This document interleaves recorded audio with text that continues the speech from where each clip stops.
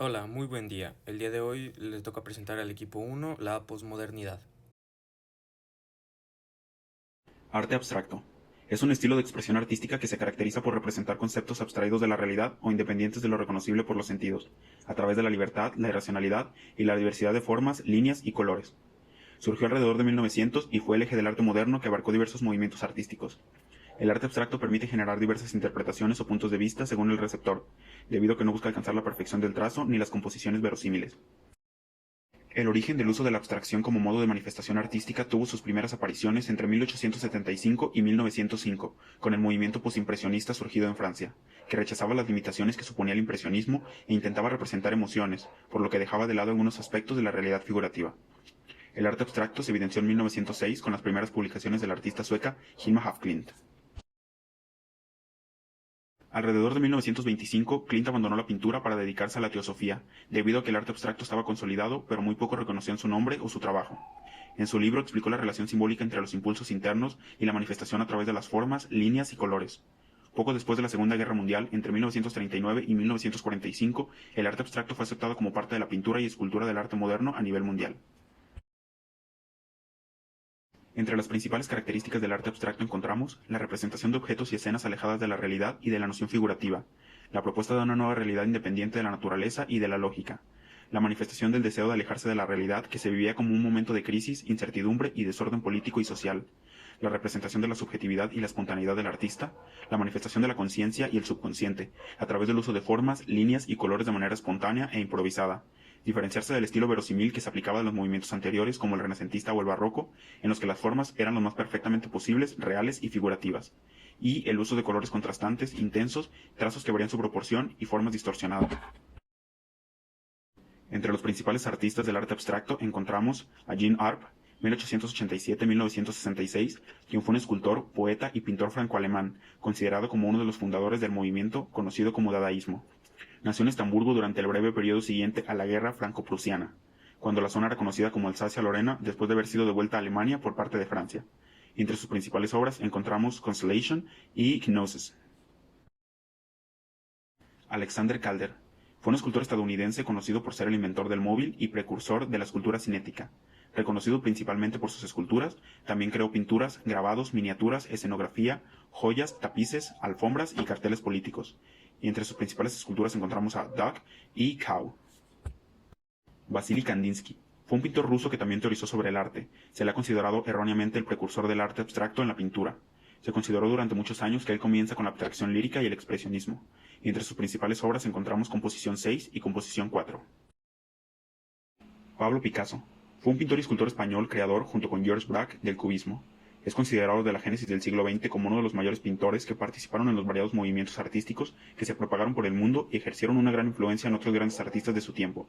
Sus trabajos están presentes aún en museos, con obras como Guernica y La mujer que llora. Figuración narrativa. Es un estilo pictórico y un movimiento artístico parecido a comienzos de los años de 1960 en Francia, en oposición a la abstracción y al nuevo realismo. Se relaciona generalmente la figuración narrativa con la nueva figuración o con el pop art. Entre sus fuentes de inspiración se encuentra la historieta, la fotografía y el conjunto de las imágenes de lo cotidiano. Los temas de las obras se relacionan generalmente con las escenas de lo cotidiano y las reivindicaciones sociales o políticas. A finales de los años 50, el arte parisino vive un periodo de transición. Los vanguardistas, omnipresentes en el universo artístico desde 1945, parecen ser víctimas de la extinción de su propio vocabulario. A partir de la década de los 60, esto incita a una gran cantidad de jóvenes artistas franceses y europeos radicados en París a tomar la decisión de seguir el camino de una nueva figuración, la cual se concretiza a través de grafismos deliberadamente escuetos e imágenes inspiradas en las historietas, los grafitis callejeros y la publicidad. La figuración narrativa nace en julio de 1964 con la exposición Mitologías cotidianas del Museo de Arte Moderno de París. La exposición, organizada por los artistas Rancilac y Telemaque en compañía del crítico Gerald Gassiot, revela artistas opuestos a la pura demostración formalista del pop art, haciendo uso del humor, la extravagancia y la burla. Los pintores de esta corriente impregnan nuevamente la pintura de las nociones de la narración y la duración. Artistas representativos. Eduardo Arroyo Simultaneó la escritura con la pintura, pero ya en 1960 vivía de su labor como pintor. Su actitud crítica ante las dictaduras, tanto políticas como artísticas, lo empujó a iniciativas convertidas. Optó por la pintura figurativa en los años de optante dominio de la pintura abstracta en París. La opción figurativa de Arroyo tardó en ser aceptada en París. Su primera clientela, más o menos estable, fue en Italia.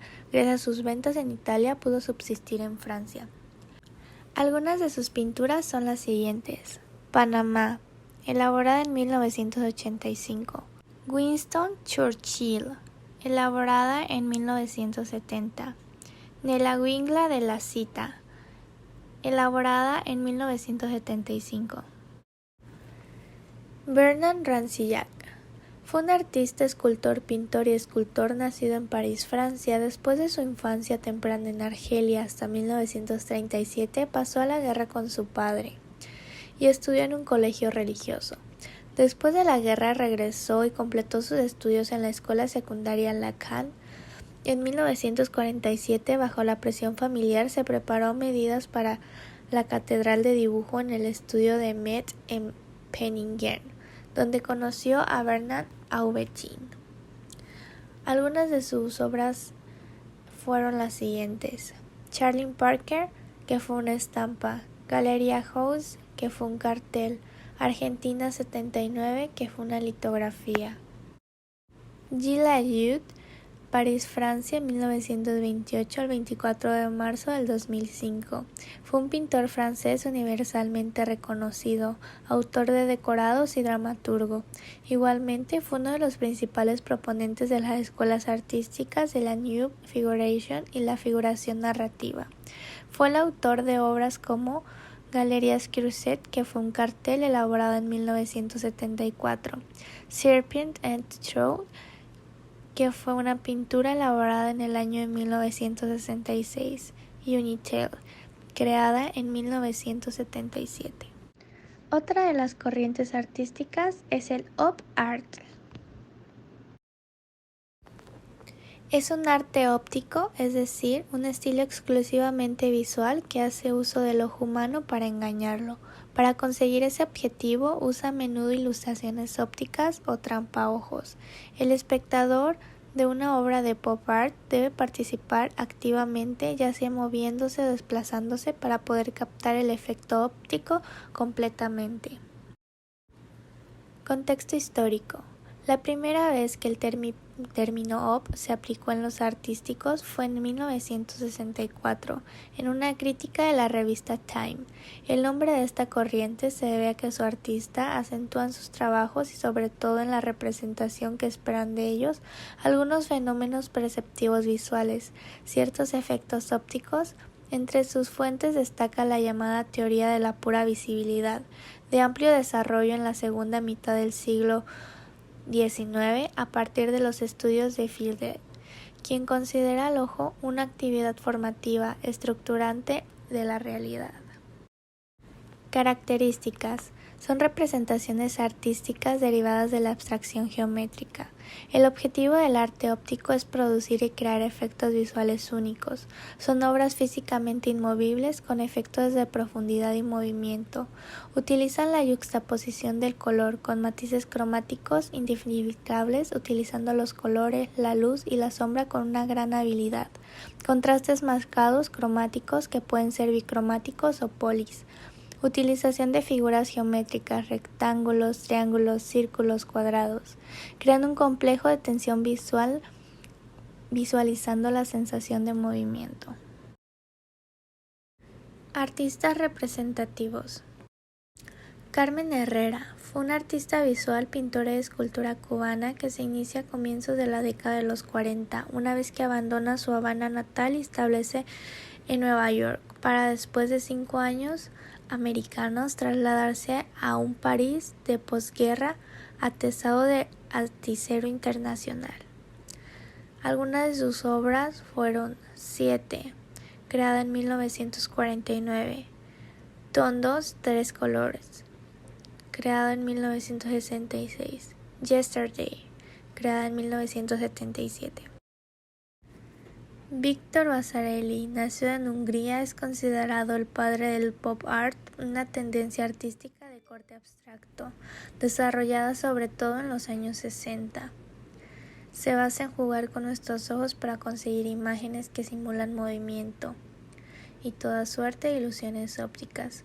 Algunas de sus obras fueron las siguientes: Zebra, 1987, Bonnell Street, 1975, Parquet, 1973. M.C. Escher es el maestro de las figuras imposibles, las ilusiones ópticas y los mundos imaginarios, siempre interesado por representar con tridimensionalidad los espacios paradójicos que desafían a los modos tradicionales de las representaciones. Se podría decir que abrazó el relativismo con su época. Algunas de sus obras son las siguientes: Deployment 2, elaborada en 1987, Trimester Drawing, creada en 1948, Parquet, elaborada en 1959. Otra corriente artística es el pop art. El pop art es un movimiento que surge a finales de 1950 en Inglaterra y más tarde en 1960 en Estados Unidos. Su auge dura aproximadamente hasta la década de los años 80. Durante este tiempo, las obras creadas dentro de este movimiento expresan una crítica social a la realidad que se estaba viviendo en este momento. Por aquel entonces la sociedad destacaba principalmente por el consumismo. Todo giraba en torno a comprar y vender masivamente. Contexto histórico. Las influencias del pop art pueden hallarse en corrientes como el dadaísmo, surgido en la primera ola de vanguardias. Fue un movimiento cultural que cuestionaba el orden racional positivista y que, particularmente en la pintura, se destacó por haber propuesto nuevas técnicas como el ready-made, técnica que consistía en tomar objetos de uso cotidiano, intervenirlos y transformarlos en objetos aptos para exposición en un museo, sin ocultar sus características ni su origen. Este movimiento puede ser visto como un arte sin compromiso, pero algunas veces esta afirmación puede ser injusta. Es cierto que tiene una fuerte carga visual, no se escandaliza ante símbolos de la cultura masiva, pero también existe un sentido en el fondo de ello. La característica principal de este movimiento consistía en seleccionar objetos o imágenes populares del momento y sacarlos de su contexto.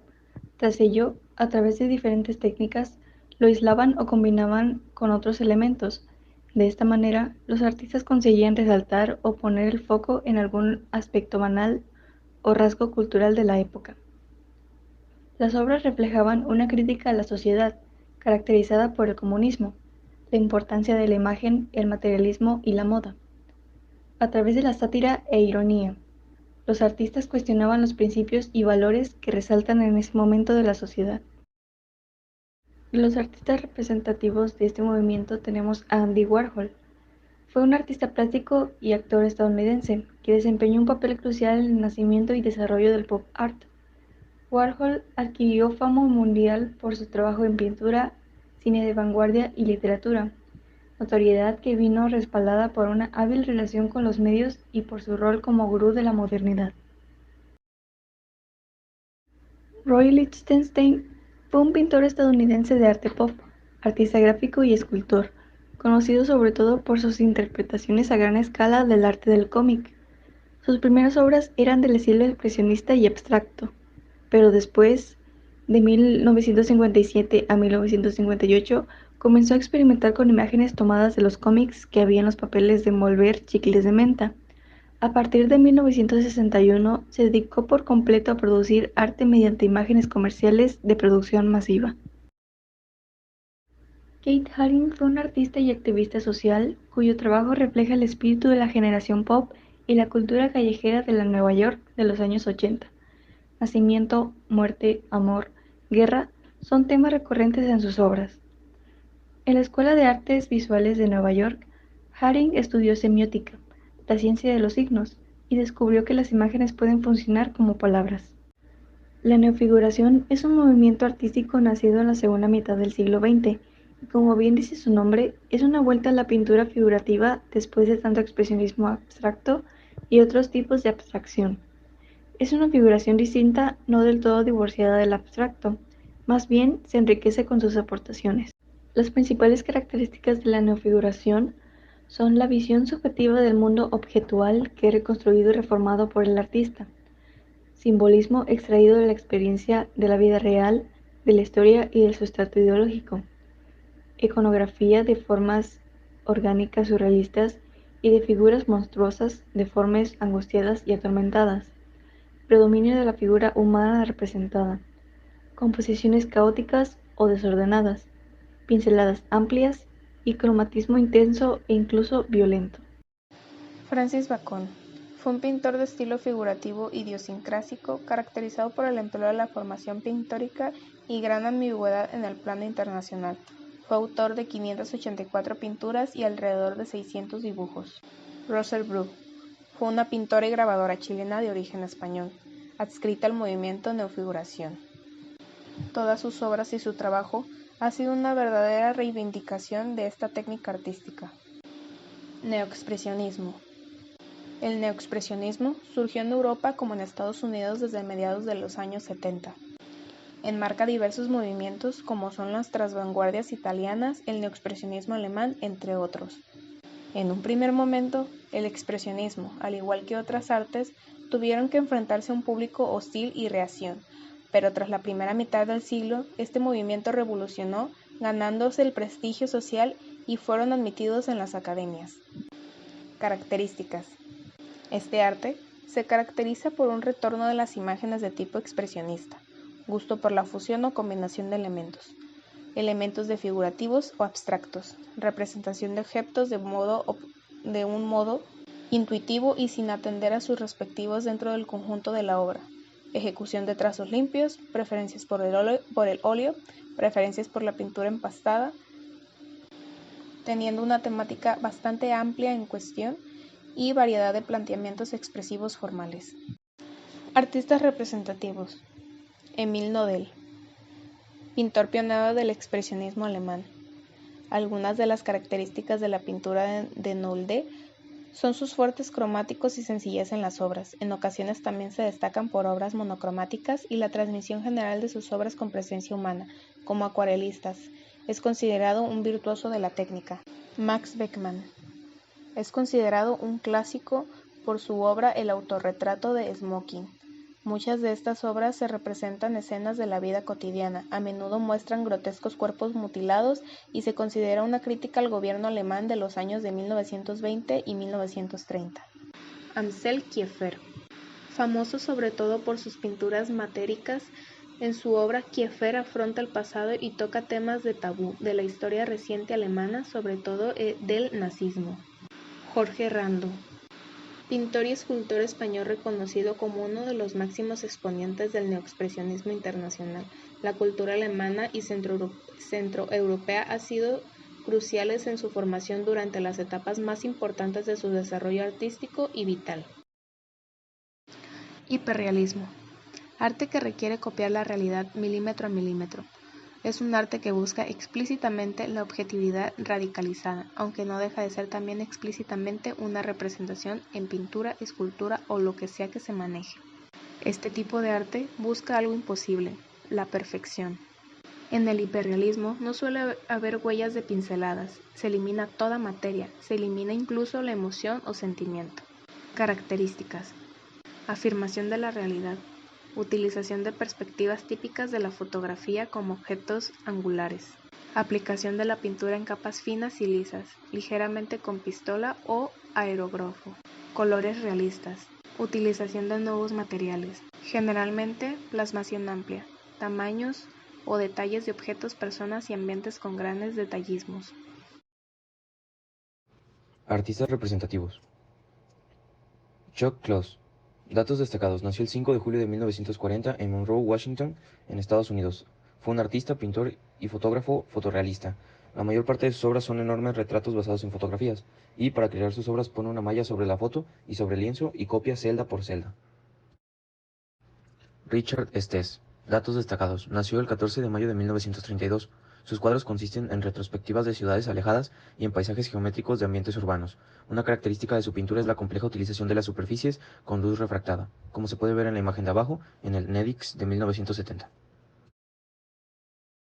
John de Andrea, escultor hiperrealista australiano, las esculturas de Mueck reproducen fielmente los detalles del cuerpo humano, pero juega con la escala para crear imágenes que nos sacuden. Y finalmente, Dwayne Hanson, uno de los escultores más reconocidos del finales del siglo XX, precursor del hiperrealismo. El tema principal es la obra de Hanson en persona, por lo que realizar algunas esculturas eligió un ciudadano medio, anónimo, de cualquier edad, capturaba estereotipos de la sociedad americana de los años 70 o 90. Performance art. Este tipo de arte data de 1916, su fecha oficial de nacimiento. Se trata de una manifestación en la que el cuerpo es el artista, fundamental. El arte performance siempre se ha considerado como un arte de en vino, libre, natural y sin códigos establecidos, una manera de experimentar una obra de arte a través de los ritmos corporales. Los principales objetivos del performance art: la provocación es el principal. La interacción con el público suele ser muy habitual y necesaria. Se aleja de cualquier formato establecido, no es una obra clásica, sino que combina muchas disciplinas y las integra de manera coherente. Y finalmente fomentan el aspecto visual, que es una de las cosas más llamativas de este tipo de arte. Una de sus principales características es la elaboración de obras y el trabajo que se refleja en ellas se llevan a cabo por los integrantes principalmente. Los escenarios no son tan importantes.